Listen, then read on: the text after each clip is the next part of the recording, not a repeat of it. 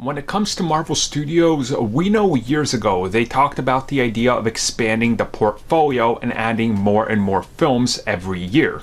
At one point, we thought 3 films was gonna be too much. But clearly there is a demand, and when there is a demand, you supply. Now they're also expanding to television on Disney Plus and multiple other outlets that are gonna be coming down the road. And of course, they have a partnership with Sony. And with Sony adding another film to 2021, this brings the total amount of MCU films to 5, which just might end up being a little bit too much, but we'll talk about all that after the intro.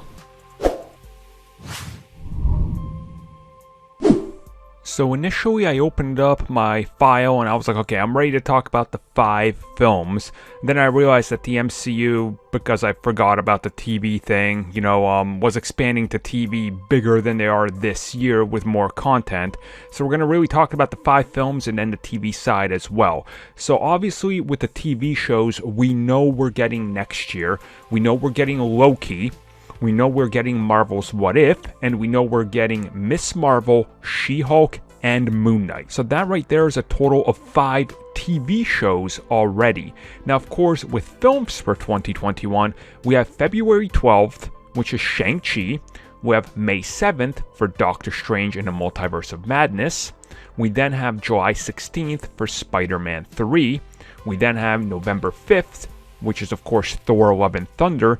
And of course, Sony added another Marvel movie to October 8th of 2021. Now, reminder, this is an MCU film because all the Sony movies are connecting to the MCU, which means 5 MCU films and 5 MCU TV shows in 2021. 10 pieces of MCU content with the 5 films literally coming out one right after the other. And in the case of October 8th to November 5th, the Spider-Woman movie, or Kraven, or whatever it ends up being, literally is a month before Thor: Love and Thunder. So is there too much content? Is it possible that there's going to be too much of this oversaturation?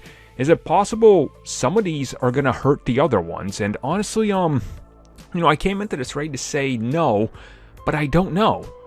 We're in such a weird scenario with this that it could be possible. This could be the first year where we see the effect of too much. Now, I know it's a weird one, but remember, 2021 also has multiple DC films as well throughout these months. 2021 is literally going to be endless content. So I think there is a possibility, and for those that are going to ask me, so I don't have to make a separate video on what do I think is going to be the ones that suffer the most, I think Spider-Man 3 is safe, because that's MCU, and the last one did huge, and the direct connections, I think that's fine.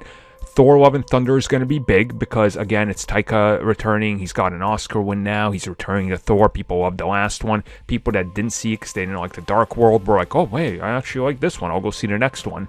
Doctor Strange, that'll be big. Shang-Chi has the potential to be the lowest earning, but the Chinese market, if it does what I think it will, this is going to be one of the biggest hits of the year. So again, I think the logical choice to the one that's going to suffer is going to be Sony's film for October 8th. Now, depending on the MCU connection and how connected it is going to be the defining factor of what exactly happens with it. And I think that's the big factor. If it's Spider-Woman, and let's say it is, let's go with the hypothetical that it is Spider-Woman. If Spider-Woman is, for example, introduced in Spider-Man 3, and she happens to be this operative that's maybe working with Nick Fury or something, and then, with that movie, you have the Spider-Woman trailer attached, okay, you got people's eyes on it.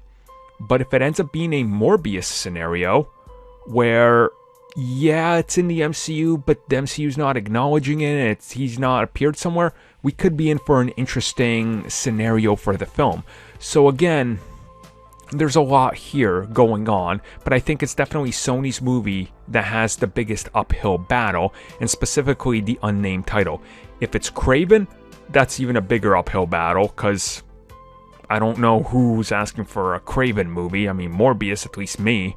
Kraven, I don't know. So again, it all remains to be seen, and it all depends on what that film is, but it'll be interesting. I think, 2021 will be fine. And if they can make it through 2021 and everything goes according to plan and all the Marvel and DC movies end up doing good, honestly, don't be surprised if we end up going to a potential 6 Marvel movies a year.